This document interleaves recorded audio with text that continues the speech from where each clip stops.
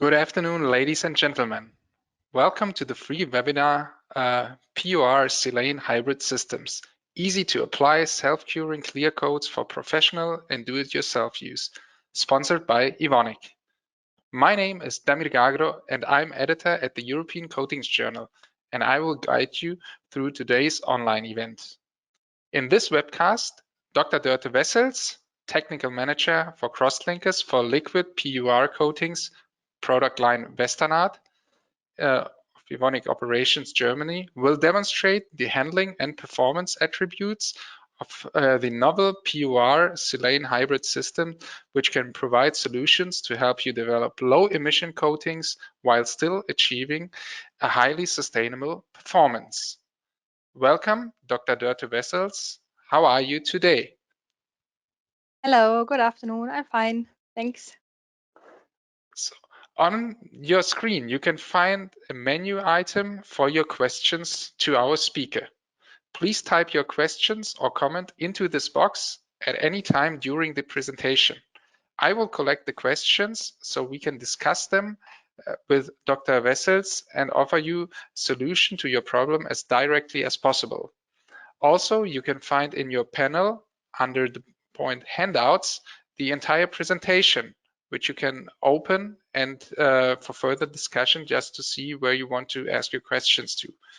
So now some words about our speaker. Dr. Dörte Wessels is a PhD graduate of University of Münster, Germany.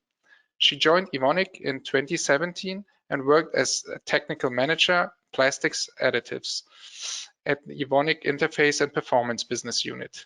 Since 2020, she has been in her current function as technical manager for crosslinkers for liquid PUR coatings and the product line Westernart. Hello, Dr. Wessels. Are you ready for your presentation? I am ready. Then I will pass on the word to you. Okay, so thanks, Mr. Gagro, for the nice introduction. And again, good afternoon and a warm welcome also from my side to everybody in the call. So the topic of today, as already was said, is PUR-Silane Hybrid systems, easy to apply self-curing clear coats for professional and do-it-yourself use. So I would like to introduce to you today PUR-Silane Hybrid systems and their benefits when using them in clear coat systems. So before I will show you the agenda, I would like to start with the most important points. I cannot click, now it works. So what are the main benefits of PUR-Silane Hybrid systems? So there are advantages on the one hand in the field of environment and safety. For example, you do not have to handle free isocyanates, and the systems are curable at room temperature if you want, but also at higher temperatures. And it is possible to formulate higher solid systems compared to general 2K polyurethane systems. Furthermore, the coatings you make out of the PUR-Silane Hybrid systems are highly scratch resistant on the one hand, and they have outstanding chemical resistance, which presents itself, for example, in an anti-graffiti effect, as well as in a stain resistance, which is, for example, important if you make a clear coat for wood. Yeah, but we will go through these points now during the presentation more in detail. So I would like to start talking about the chemistry of the PUR-Silane Hybrid system. After I explain the chemistry, I will show what unique properties this chemistry can offer for the coatings. So we already heard scratch resistance, stain resistance, and the anti-graffiti effect. And after that, I will introduce our product portfolio of PUR-Silane hybrids, and I will show you how to formulate these systems. Then we will have a short summary, and afterwards there will be time for your questions. So to start with, what are PUR-Silane hybrid systems? So here you can see how a typical PUR-Silane hybrid looks like. You have two alkoxysilanes at the end, and then you have a mid block which is a diurethane or a polyurethane. So these molecules are made of two isocyanatosilanes on the one hand, and then the mid block, which is a diol on the other hand. And this isocyanatosilane in our products, it is either an ethoxysilane, so you have ethyl groups here, or it's a methoxysilane with methoxy groups here. So this is the silane, and then on the other hand we have the diol, where we do not disclose the chemistry in detail, but you can imagine that it looks like this. So it's always a diol. It can be an alkane diol, for example, but it can also be a polyurethane already. So in that case, you would have not only two urethane groups here, but more. Yeah. So then the isocyanate and the OH group, they react with each other to form a urethane group, so that in the end molecule you do not have any free isocyanates to handle with anymore. So this is a product, how to form a coating out of this product. So on this slide, it is shown in short. The next slide will show it a bit more in detail, the mechanism. So in short, what you need is, you need just a water from the air. So air humidity is sufficient. And you need the presence of a catalyst, a suitable one. We will come to that later. And then you will have a self-cure mechanism. So you need nothing else. So it reacts. ROH is released. And what you get is the coating, which consists of glass-like parts, so very hard glass-like silica parts, and flexible parts consisting of the polyurethane part. So these hard parts, they made out the high scratch resistance which these systems can offer. But you do not want to have a coating as brittle as glass. So this is where the polyurethane chains, they help for, to bring the flexibility. So again, what we already had in the beginning, we do not have any free isocyanate groups. They are already preformed in the supplied adducts. If the R is an ethyl group, then ethanol is released, which is doesn't have such a critical toxicological profile like methanol, and can be used for do-it-yourself applications. So in that case, the system can also be for used for do-it-yourself applications. We offer some products without any solvent, so you can formulate high solid systems. And as said already, this mechanism, it works at room temperature, but also at higher temperatures. Well, the only thing you need is humidity from the air, and so something like 20% humidity is already sufficient for the curing. So as said, the mechanism, the curing mechanism, a bit more in detail. The first step is the hydrolysis. So the alkoxy groups, they react with water to form silanol groups. And methanol or ethanol, depending on the grade, is split off. Then in the second step, these silanol groups, they condensate. So water is eliminated, and then two silanol groups of two different molecules, they can react with each other to form then SiO-Si bonds to get this glass-like parts in your coating. And as you imagine, the higher the silica content in your coating, the better the scratch resistance. So the shorter the linkers. Yeah. So if you want to have a higher flexible coating, you have to increase the linker length here.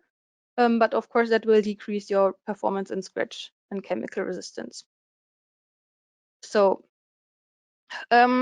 if the flexibility is not sufficient with the grades we offer, then there is an option to additionally put OH functional resin into the system. So not the PUR-Silane Hybrid alone, but you can add a certain amount of resin, OH functional one. So then the OH functional resin will also condensate with the silanol groups, and it is entered into the network.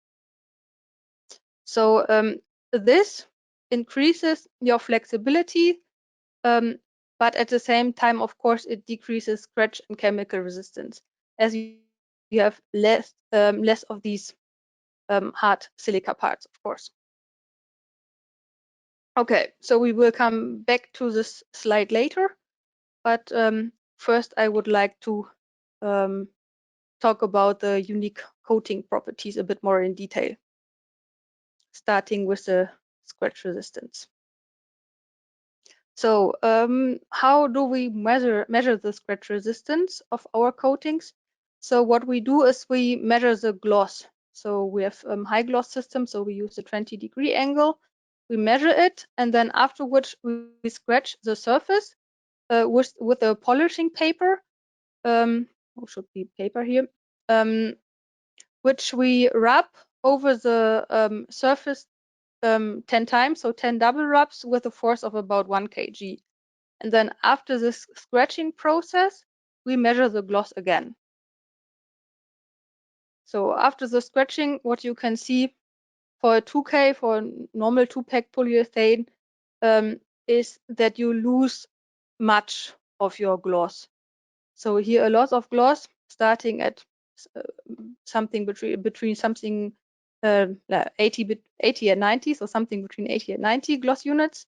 You will end up with something between 10 and 40 gloss units. So this is what you see here is the loss of gloss after scratching.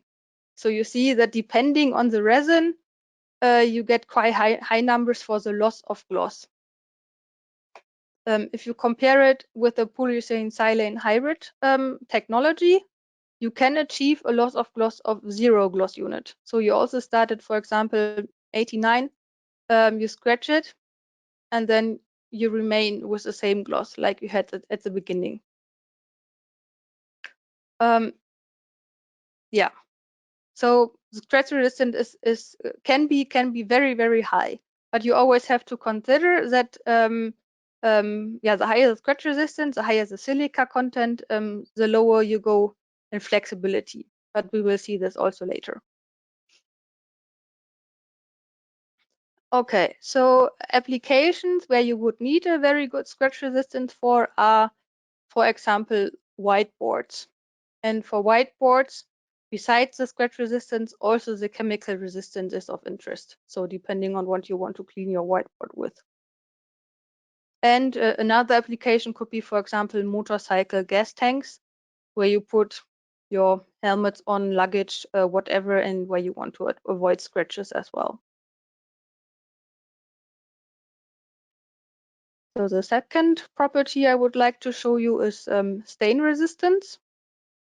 What you can see here is the wood, which was coated with the PURSilane Hybrid technology, and then we put different substances on top, like coffee, red wine, mustard, sun lotion.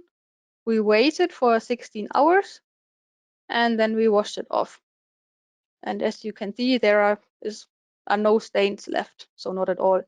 So it's a very good stain resistance. If you compare it with untreated wood, only as a reference, you see, yeah, it's a huge difference.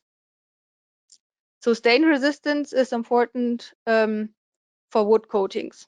So the systems are, for example, used for wood floorings, where also besides the stain resistance, again, scratch resistance is important. and it is also used for furniture coating. So here's an example of a kitchen. For kitchens, for example, this fatty fingers on the drawers are always an issue, which you want to avoid. So the next property the coatings have, which also goes along with chemical resistance, is the anti-graffiti effect, which it offers. So here we did a test. We coated a metal plate with a clear coat. So on the one hand, with a normal 2-pack polyurethane clear coat, and then also with our PUR-Silane Hybrid technology. So then we put some graffiti on top, different colors, and we mask the left-hand side with a tape, and then we try to remove the graffiti from the other side with an ethanol-soaked towel. So the results you can see here. So for the 2K polyurethane, you can see that the graffiti could be partly removed. However, also the clear coat below was attacked, which you do not want. In contrast, if you look at the PURSilane Hybrid, you see that all the graffiti could be removed, and the coating, the clear coat below, it stayed intact. So this is grade 1. This is grade 2 with an even higher silane content. Here you can see that not only the graffiti could be washed off with the ethanol, but it was even removed when removing the tape from the plate. And this performance is already too good as an anti-graffiti effect, because what is not wanted is that the graffiti doesn't stick at all to the train, for example, because this may motivate a different kind of vandalism, which is of course not wanted. So the graffiti shall stick first to a train, for example, but it shall be easily removed afterwards. Yeah, applications, as already said, are, for example, anti-graffiti coatings for trains or buses. So, and it's not important that only graffiti is easily removable, but also other kinds of dirt. So you want to have an easy to clean effect. Okay, so with this, I would like to come to our portfolio of PURSilane hybrids, and afterwards to talk a bit about how to formulate these products and what are the pros and cons. So on the one hand, as already said, we offer PURSilane hybrids with ethyl at the end, so ethoxysilane hybrids. And here we offer mainly these two grades. So for the easiness, I just call this one E95 and this one E222-100. So the E95, it has a quite short mid-block here. So it has a very high chemical and scratch resistance. This is the advantage of this grade. It is 100% solid, and the viscosity is 350 MPa. If we then go from this grade to this grade, this one has a longer mid-block, so it gives a higher flexibility to the coating. However, scratch and chemical performance is a bit lower.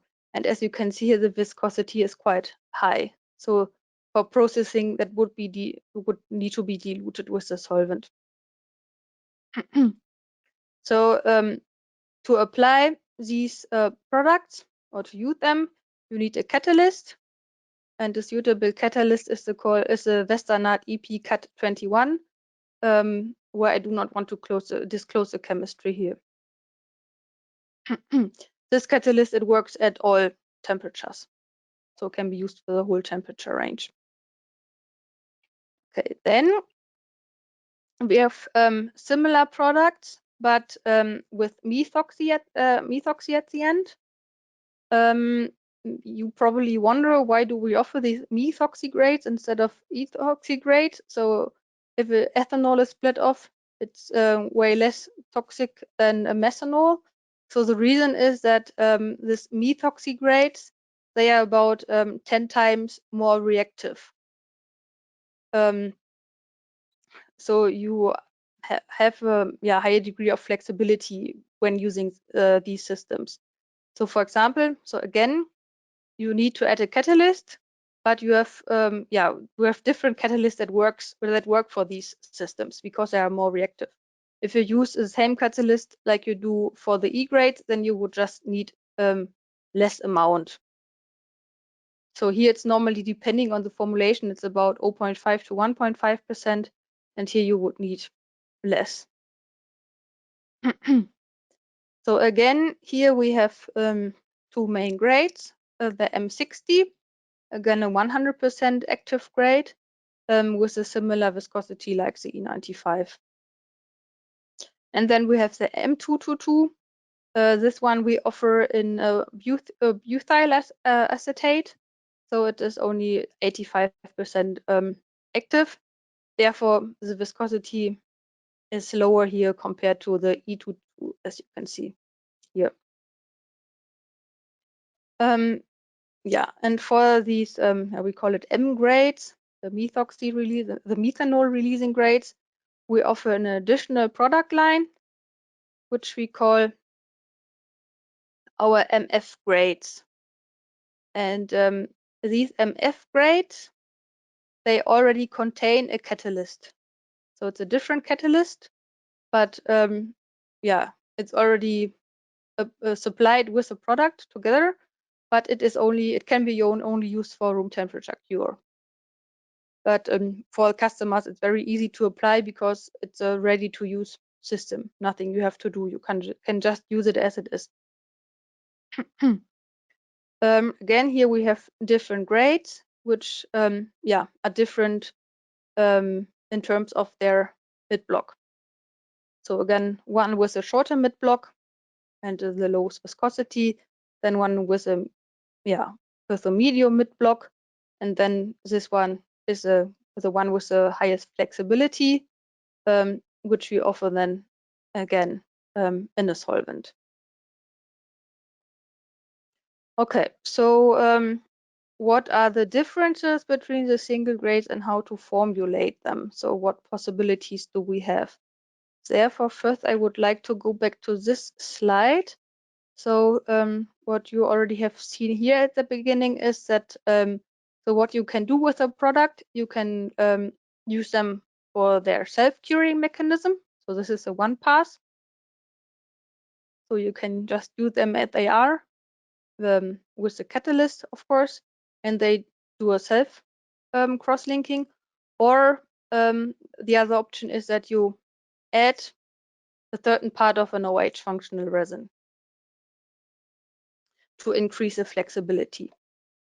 Okay, see, these are the options we have with these grades.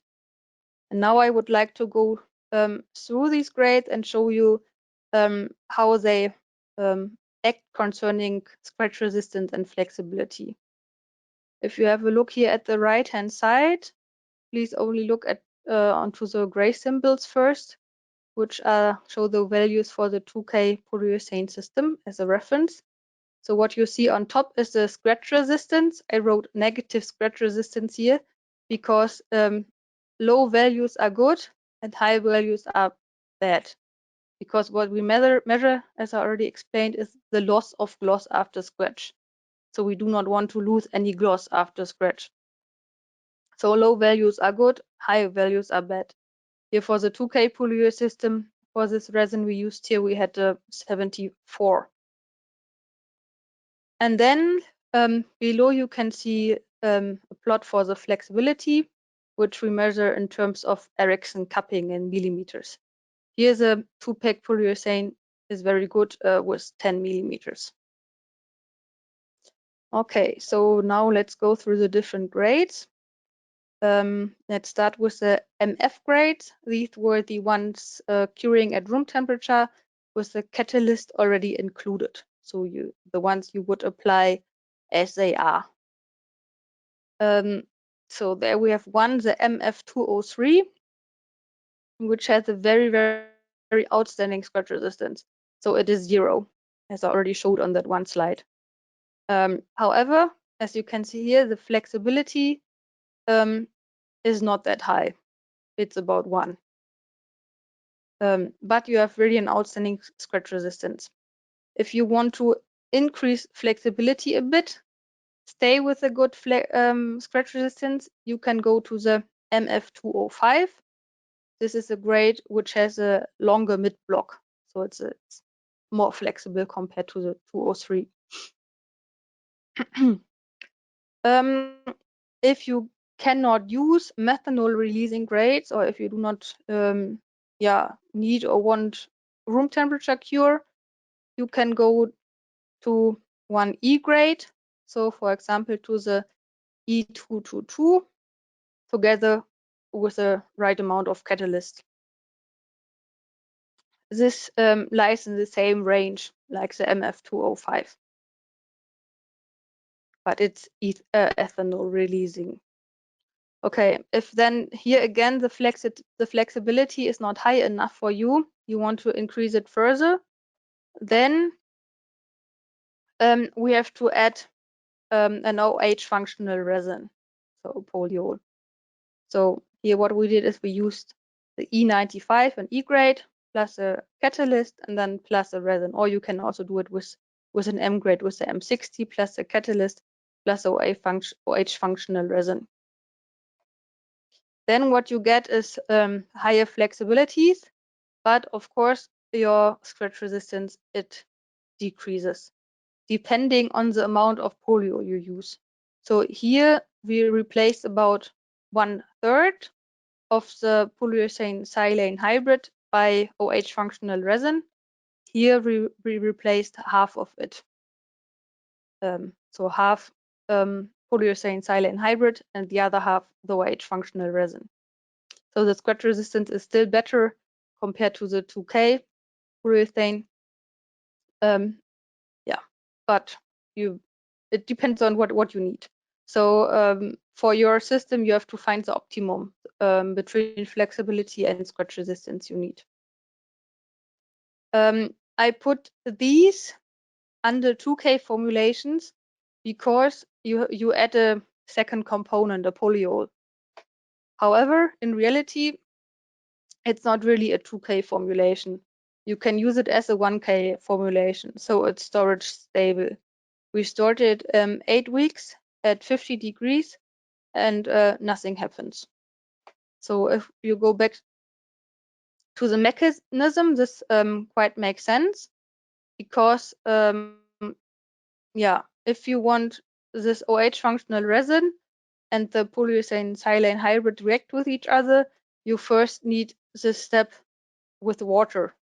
So you can store those two together without any issue, as long as you make sure that there is no water. You have to exclude water from the system. If too much water comes in, then of course you will have the hydrolysis, which then forms the silanol groups, which then can react with the OH functional resin. Yeah, but it can be used as a 1K system together with the polyol. So here is the example for the E95 system plus cut 21 plus an acrylic polyol, which we used here. And I want to show you some properties of the coating for this example. So here we use 7 parts of the E95 and 3 parts of the acrylic polyol on solid. And we compared it with a 2-pack polyurethane. So what you can see here, the solvent content is higher compared to a normal 2-pack polyurethane. If you want to use the same viscosity, 20 seconds DIN 4 cup in this case.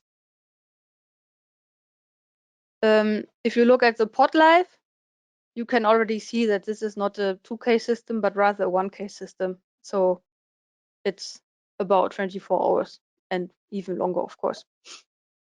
For weeks, you can store it even at 50 degrees, as I already said. Yeah, the dust dry time, in this case, we set it to 50 minutes, but it can be set to smaller than 30 minutes even. You can even have a few minutes, but yeah, you have to ensure that your processing still works. It depends on the amount of catalyst you use, which dust dry time you have. You see the Ericsson cupping. As said, it's lower for the PUR-Silane hybrid compared to the 2-pack polyurethane.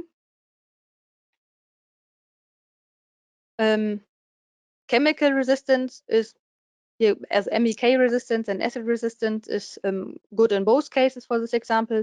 Here, if you look at the acid edge first attack, it's a bit better for the PUR-Silane hybrid. So the attack is 7 degrees later. Pendulum hardness is a bit lower compared to a general 2-pack polyurethane. Yeah, but here the most important point, what you have for the PUR-Silane hybrid is that you have a much better scratch resistance. So this is the initial gloss, 20 degrees, which it was 89 in this case and 82 in the other case. And then this is the loss of gloss after scratch, which we call our scratch resistance. What was 6 here, so 6 gloss units lost, so that after the scratching, we still had 83 gloss units. For the 2K polyurethane, it's almost the other way around. We lost 74 gloss units, so that we only stayed with 10 gloss units after the scratch. Yeah, so with this, I'm already at the end of my talk. Let me quickly summarize. So yeah, what are the main advantages of PUR-Silane hybrid systems? It's the unique coating properties in terms of scratch resistance and chemical resistance, like anti-graffiti effect and stain resistance. Furthermore, you have the aspect in terms of environment and safety, so no free isocyanate groups to handle, and room temperature cure options, as well as higher solid systems compared to general 2-pack polyurethane. You have to consider the lower flexibility in comparison to 2K polyurethane, and yeah, you have to find the optimum for your application. And yeah, scratch resistance and chemical resistance on the one hand, and flexibility on the other hand, can be adjusted by using certain PUR-Silane grades, so with a longer or shorter mid-block, or if it's possible for you by also adding some amount of an OH functional resin. So with this, I'm at the end of my talk, and we have now time for questions. So maybe I can already say that if there are any very specific questions or any questions later on, feel free to contact me via email or telephone afterwards. And thank you very much for your presentation, Dr. Wessels. You're right, there are already a couple of questions that have arrived. So let's get straight to the questions from the audience. I will start reading them out. So first one, how about pot life of paint?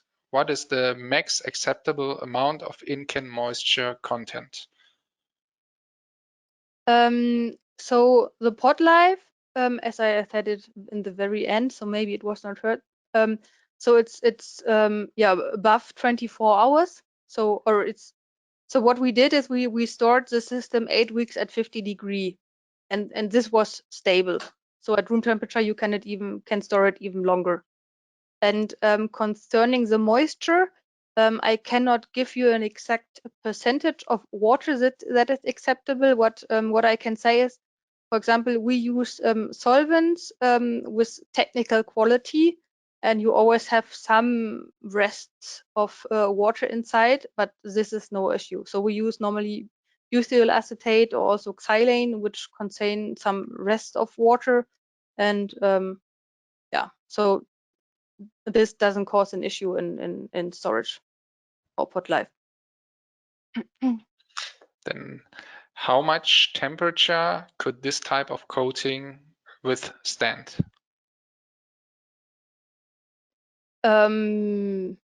So I think there is not a big limit. So we haven't measured it in particular. So I cannot give you a special number, but you can use it for normal heat cure applications. So for example, for OEM clear coat would also be possible. Yeah. So I do not know what temperatures you are looking for, but if you want, you can write me afterwards, of course. How do you determine VOC for this system? So we on the one hand we look, of course, what solvents did we put inside. So sometimes we use solvents. So especially for the grades with a longer mid block, you may need some solvent depending on the application you want to use it for. If you want to use it for a spray application, you need low viscosities, of course. So then we use solvent and we look how much solvent did we put inside. And yeah, what we also add is then the amount of methanol or ethanol which releases upon the cross-linking mechanism. So yeah, as you remember the structure of the PUR-Silane Hybrid, you have 6 silane groups that react then with each other to form the coating. And what we know is that yeah, that about 4 of these 6 groups they react in reality. So yeah, maybe it's a bit complicated. So normally we do not assume that that all methanol and ethanol possible is really released, but rather 2/3 of what you could yeah, possibly think of. Okay, then how is the chemical resistance compared to a standard 2K PU system? Yeah, it of course also always depends on what kind of resin you use and so on. So in the example I showed at the end, it was quite comparable. So in terms of MEK resistance and also acid edge.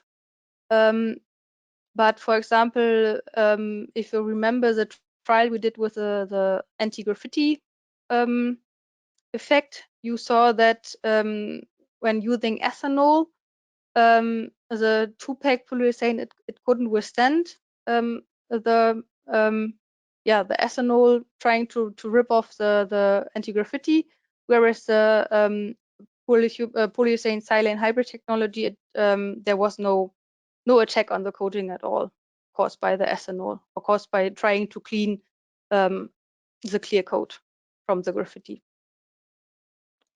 And what about UV resistance? So there we did for some grades we did for example the Florida test, for example for the M60, and this test was passed. And also typically UVA and UVB, so 5,000 and 2,000 hours works out. Okay, then what is the maximum film build without defects? The maximum film thickness, I guess. So normally the systems are used for quite thin coatings. So it can be used, for example, for wood coatings in the range of 1-2 microns even, so very thin films. or what we normally do in the lab are films around 50 to 60 microns. I guess that you can maybe build up films up to 80 microns or something like that. If it becomes too thick, then you may have the problem that the ethanol or methanol or other solvents cannot release sufficiently anymore. How is the performance regarding anti-gravity coatings on porous substrates like concrete? Oh, that's an interesting question. So we haven't tested it on concrete, and I do not know how it would perform on concrete. So sorry, I cannot answer this. So it's an interesting question. So maybe come back to me afterwards. Okay. Does the Western Art EP CAT 21 contain tin or other metals? No, it's completely metal free. Which layer thickness is possible? This question we already had in a different form. So I would say something like 80 microns, but I don't know. And what is also always an option is that you do not only make one layer, but you put several layers on top. This is also possible. So you coat the substrate, you let it dry, and then you coat it again, let it dry. So of course you need some time in between, but you have seen that the dust dry time can be quite low, so you do not have to wait days, rather hours. Okay, how does this materials behave under different weather conditions? Under different weather conditions. So UV stability we already had. Maybe now humidity is meant or something like that. No, that's a good question, which I cannot answer. No, I do not think that there is any issue with humidity. So you need humidity, of course, for the curing. Otherwise, the curing mechanism doesn't work. But I wouldn't think that too much humidity would cause any trouble afterwards. So if it's of high interest, please contact me. Is it possible to use polyester polyol instead of acrylic one with silane crosslinkers? It should be usable. So the trials we have done so far are mainly with acrylic polyol. So we have tested, I don't know, Macronal, SM565, and also Zeta looks great for heat cure applications. So polyesters we haven't tested so much so far, but it's on our to-do list. Do you recommend to use PU-Silane Hybrid in pigmented topcoat formulations? So far our focus was on clear coat. So that's also what the title of the presentation says. But we are also going into pigmented systems. So we also want to have a look into it. So normally it should work. So where we see maybe an issue in is if you want to store everything together with a pigment as a 1K system. So because the pigment also always brings in some water, and we cannot promise that everything together with the pigment is really storage stable as a 1K system, but 2K should not be an issue. Okay, the first scratch resistant test, ISO ASTM norm is the question. And if not, what type of equipment is it? If it is automatic test, what type of polish paper grade? Sorry, can you repeat it? Okay, the scratch resistant test, ISO ASTM norm. And then if not, what type of equipment is it? If it is automatic test, what type of polish paper grade? So I do not know it by head right now, but it's automated. Yes, so it's something we built on our own. But it's not nothing different persons carry out. So it's automated. You can put a weight on top. So I think it's 900 grams or so. Not yeah. And then you do the 10 double rubs with this polishing paper. I can also tell you the grade, but I do not know it. I had to look it up. But it's always the same grade we use, of course. So it's so that we can relatively compare our results. Can we use MF grade for outdoor, indoor protective coating, for example, on concrete flooring? Yeah, of course. So I said that I do not have so much, or we do not have so much experience with concrete. So, but I do not see anything what speaks against trying it out. So I would assume that it works out. I know that some colleagues of mine, they tested it for some concrete applications, and they could make a good film with it, but it's also only at the beginning, and I cannot tell much about it. How is the labeling of the products, including the catalyst?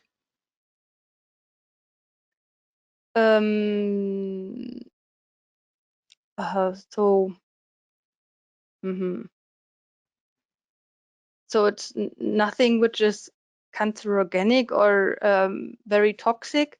So the most dangerous is the methanol coming out of when you use the MF grades or the M grades, you cure it, then the methanol is released, and the methanol is the most dangerous substance.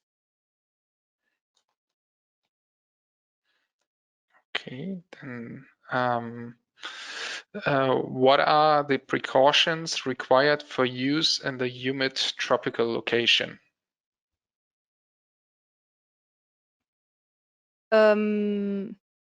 So if it shall be cured under tropical conditions, or so, or maybe I don't know whether I get it correctly. Okay, So what are the human precautions required? What are the precautions required for use in the humid tropical location?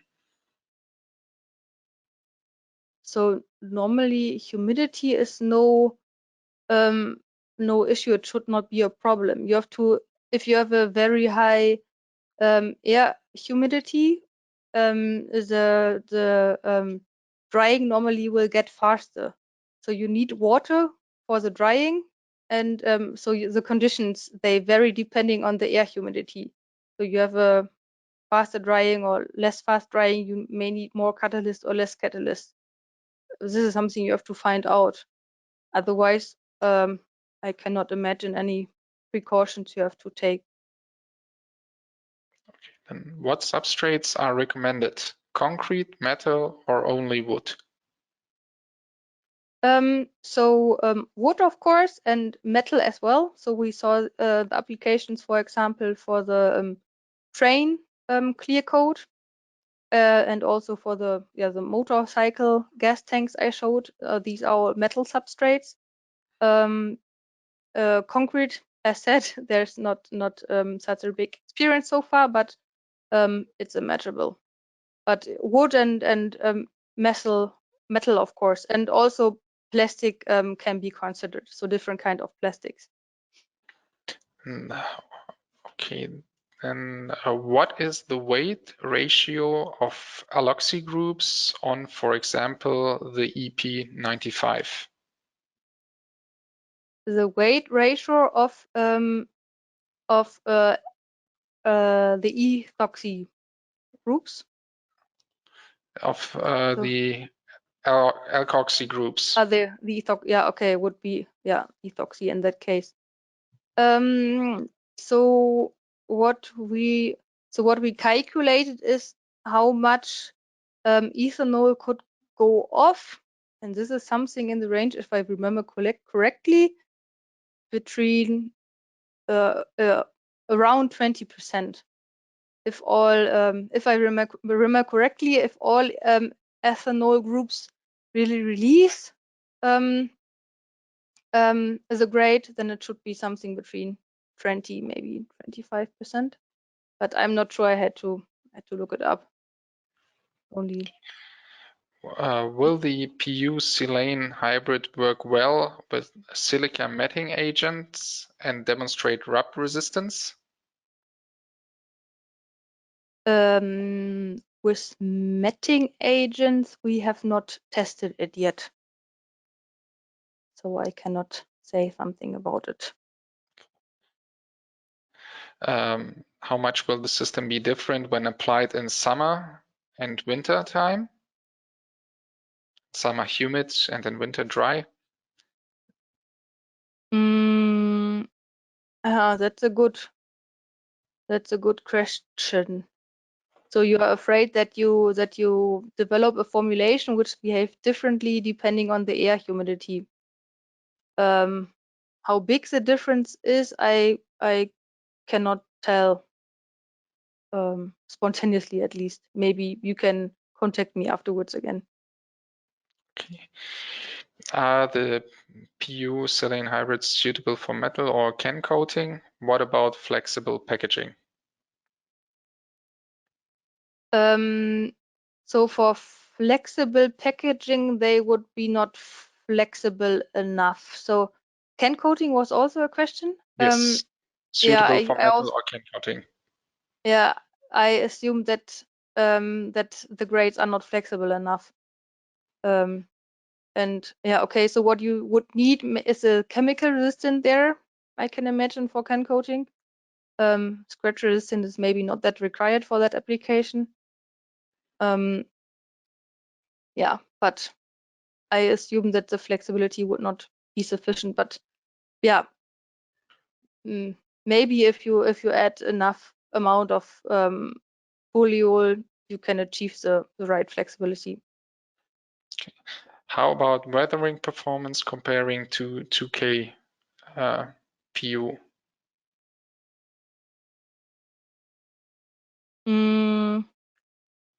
Still, I would say there is not a big difference. So as I said, what we did is a Florida test, and yeah, and then the UVA and UVB test, and normally normal 2K polyurethane systems they also pass it. So yeah. Okay, then how much ethanol will be produced during curing of E95 grade? Yeah, this is what we already had, I think. So the other question was what is the weight of ethoxy that goes out or in form of ethanol from the E95? And this, yeah, as I said, I cannot remember exactly. It's something around 25%, but I had to look it up. And if you yeah, okay, yeah. Important for this is that that you know that normally not all the 6 ethanols which possibly could go out of the coatings go really out of the coating. We measured it. Normally it's 2/3, so 4 of the 6. Okay, what is the overcoat window?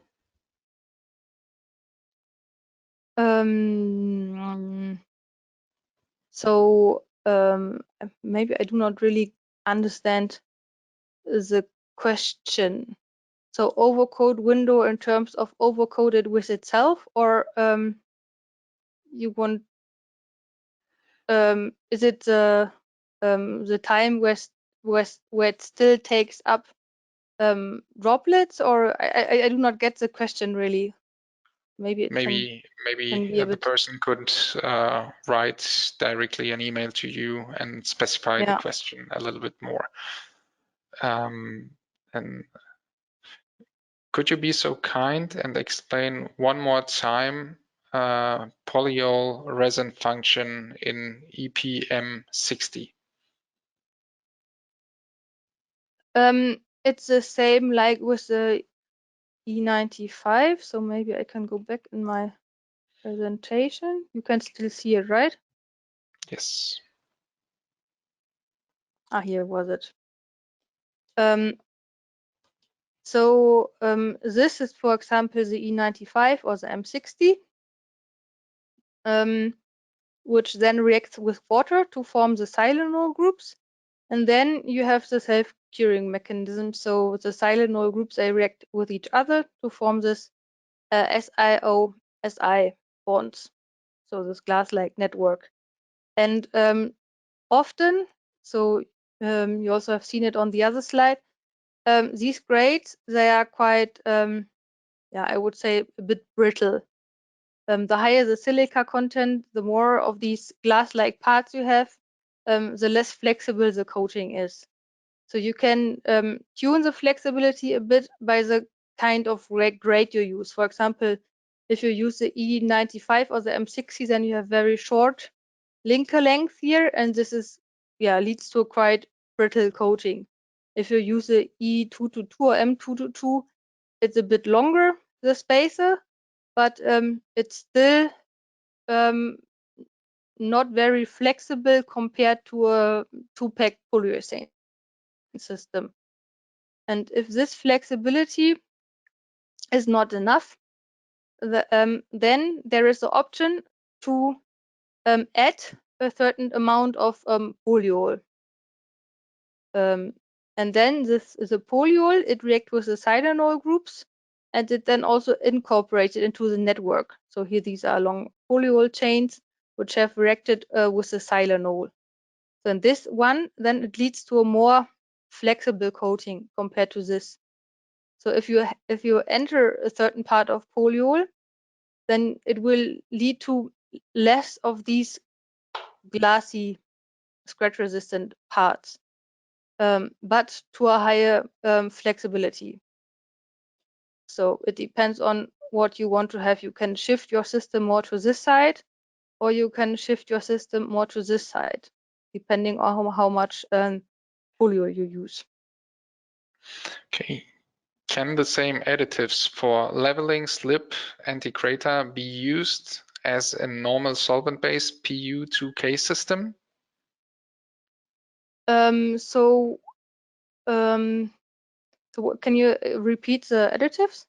Can the same additives for leveling, slip, and anti-crater be used as a normal solvent-based PU2K systems?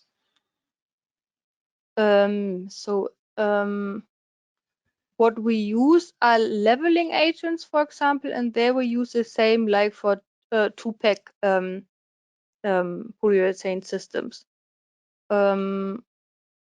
Also, what you can use are the same UV stabilizers. That's also what we have tested, like for a 2-pack polyurethane system. Anti-crater, we haven't tested so far. Okay. Do you need an anti-foam agent in your clear coat formulation? No, we do not add any anti-foam. In motorbike tank sector, the clear coat can be applied also on waterborne base coat? These systems are not for waterborne so far. So it's an interesting approach to make them suitable for waterborne, maybe to use a mid-block, which is somehow hydrophilic, so that it makes it possible to bring them also in water. But so far, it's for solvent-borne systems only. For storage stability, any type polyol is okay with E95 M60 or have to be acrylic polyol type?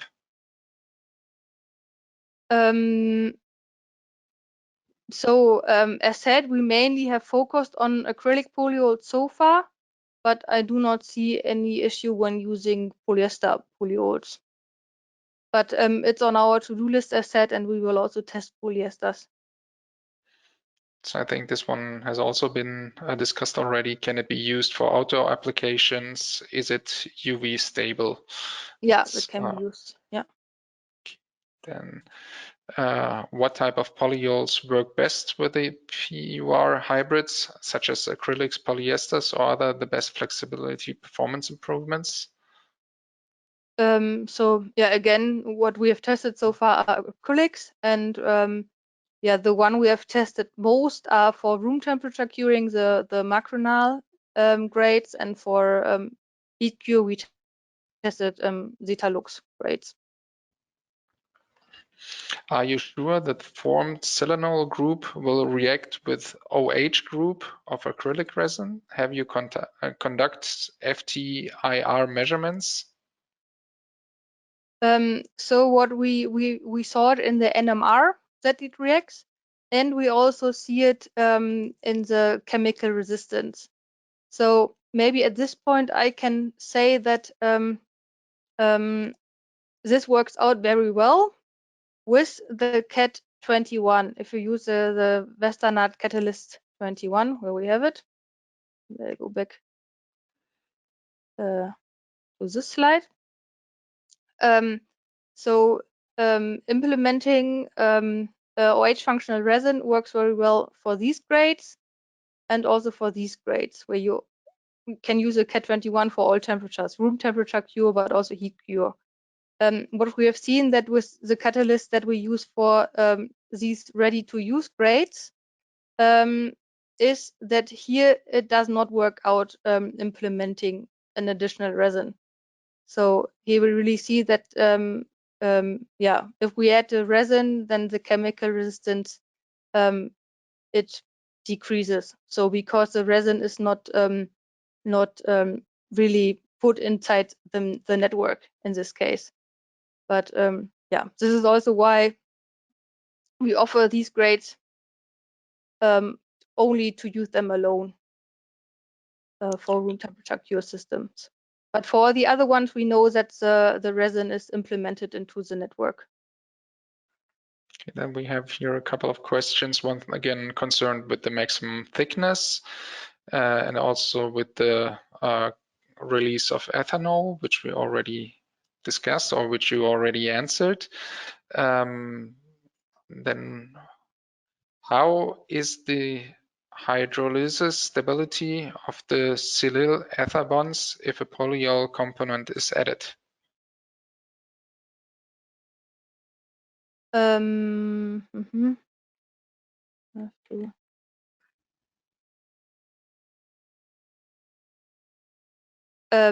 So the question, this was the question, how stable is this together with this?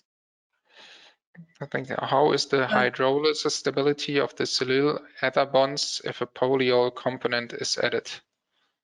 So this is very stable together. So at least if there are not high amounts of water inside, you can just store it together. As said, what we did is this 8-week test, 50 degree, and there nothing happens. Then as long as you do not add any water. What is the TG for E95 and E95 formulated as clear coat? This I do not know by head. Maybe you can write me an email afterwards. Which are the UV absorber HALS that you advise to use? So we normally use Tinovine grades, but I do not know the grade names. Was it 292 or something like that? I do not remember. So normally we use a package of 2, but we also did tests without UV stabilizers, which is normally also sufficient. Is a low gloss coating possible? So yeah, then you would need to use matting agents, and so far we haven't tested matting agents. So if you use the systems as they are, then they are rather high gloss.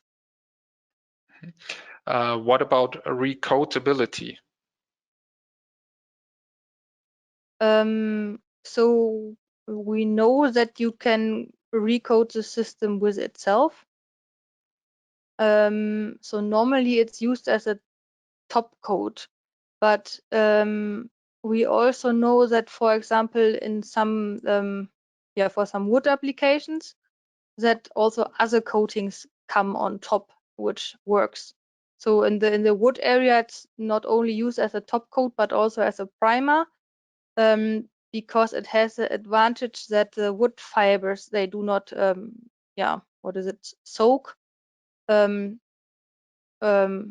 that's why people like to use it as a primer as well in the wood sector, and then it can be overcoated also with different chemistry. Is there a solvent that can be used for tool or machine cleanup after reaction happened on hardened paint?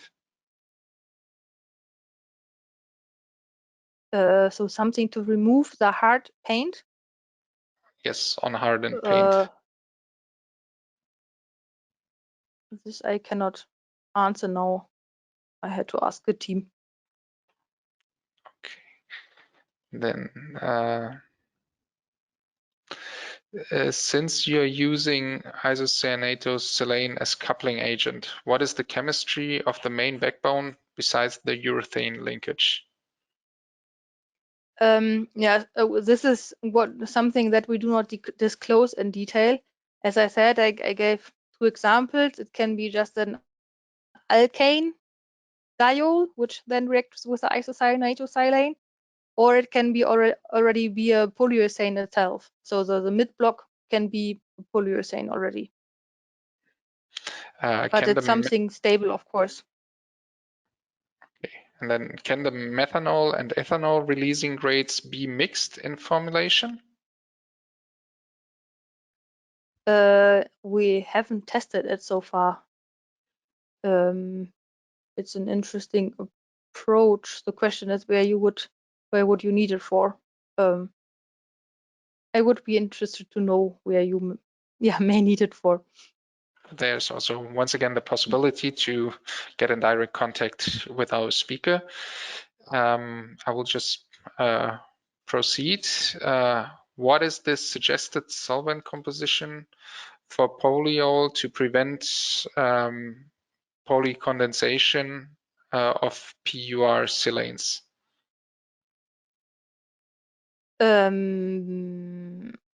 So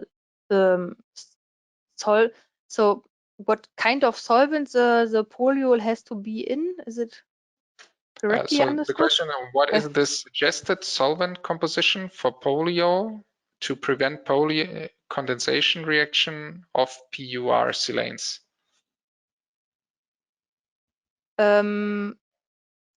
So normally we have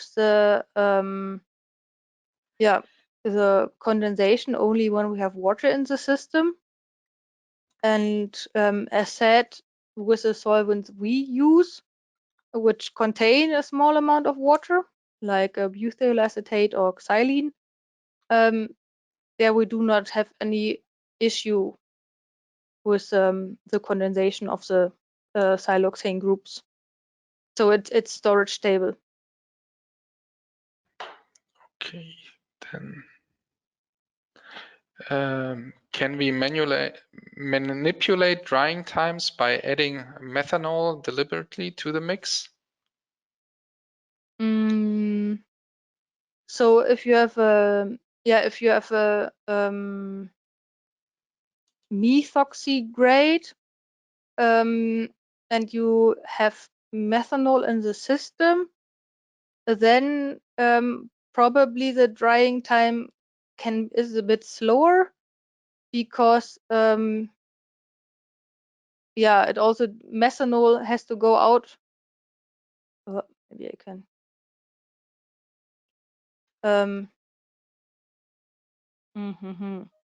So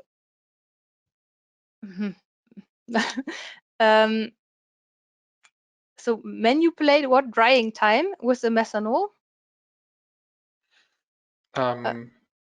Maybe then this question should be directed to you once again, maybe via email, so you can discuss it in more detail. So what I can say, it's no issue to have methanol in the system. So it wouldn't harm the system, but yeah, if you dry, then the methanol evaporates quite quickly, and I wouldn't say that it has a big influence then anymore.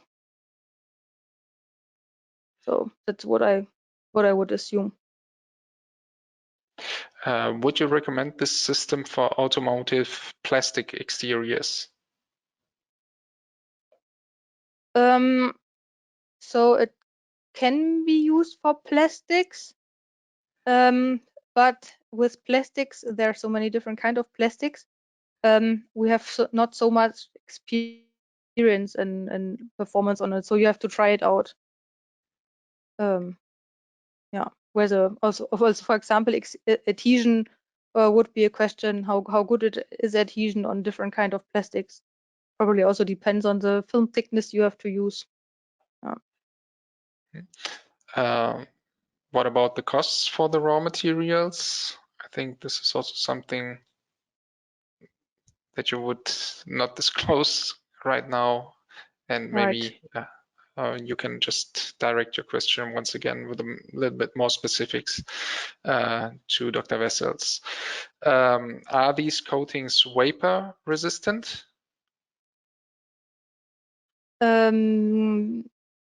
So this was a question also with the humidity. I would say whether humidity or water vapor or whatever harms the coating.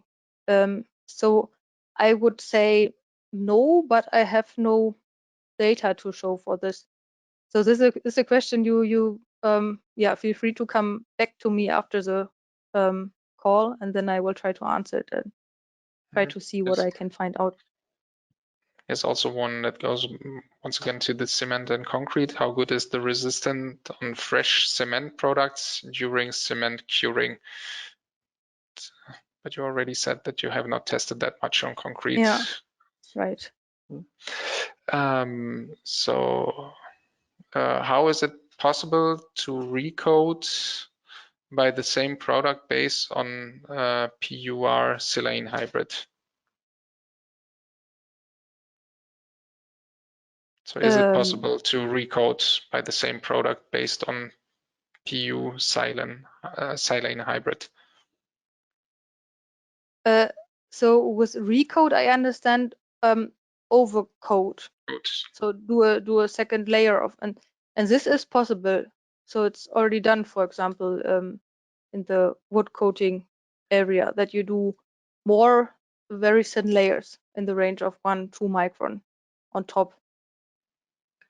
So you have to wait 1 hour in between or 2, depends on the the dust dry time you adjust it, but then you can do more layers in one day. Then once again, does it affect the humidity to the drying speed? So there is an effect of the humidity, but I cannot tell you how huge it is. So it had to be tested. But yeah. Then we once again have the question, is the system vapor open?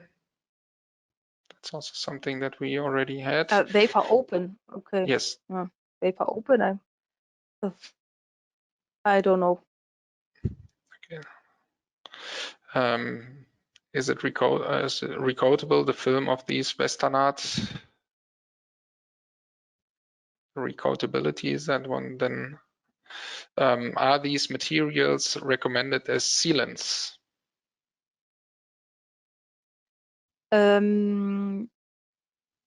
As sealants, at least we haven't recommended it as sealants so far. But why not trying it?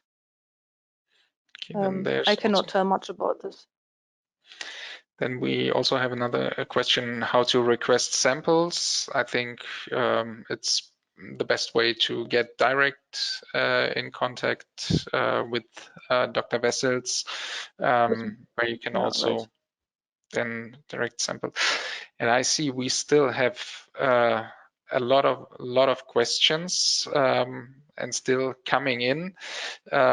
Unfortunately, we have already extended the time from 4 o'clock to 4:15 right now.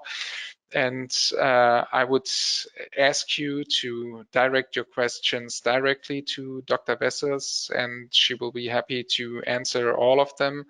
Time is running out right now, so thank you very much, Dr. Wessels, for presenting valuable information on a complex matter, and also for taking the time to answering numerous questions from our audience. Further information on Evonik can be found at their website, evonik.com, and a recording of this webinar will also made available shortly. You will get a link of it. You have the presentation also where you have the contact details of Dr. Wessels. So to everybody, have a nice day and take care. Goodbye.